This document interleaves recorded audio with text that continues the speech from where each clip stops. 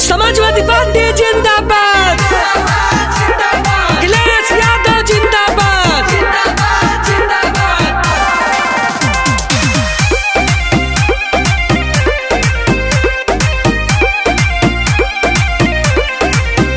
ओकर कैसन जरूरत त बोटी खोजतिया, अरे दीवादन हो का ओकर कैसन जरूरत त बोटी खोजतिया। अखिलेश जी से टोटी एगो मोटी खोजतिया, अखिलेश जी के टोटी हाई मोटी खोजतिया। मिले जेतने जबर वैसन घोटी खोजतिया। अखिलेश जी के टोटी एगो मोटी खोजतिया, अखिलेश जी के टोटी हाई मोटी खोजतिया।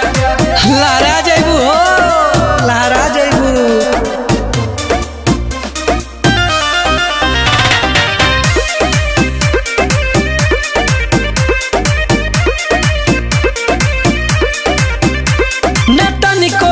जाली जहे पावे खाली मानसिकता के सोच देखो बाटे हो काली।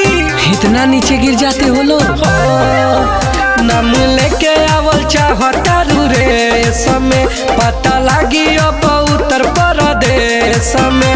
देखो है कर हो तरीका होई भोकतिया। अखिलेश जी से टोटी हाई मोटी खोजतिया, अखिलेश जी के टोटी हाई मोटी खोजतिया।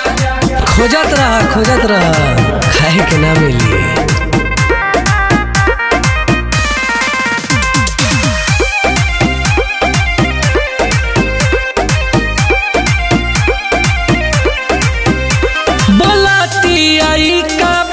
लागे फीका, अब बोलला से पहले सीखना तरीका।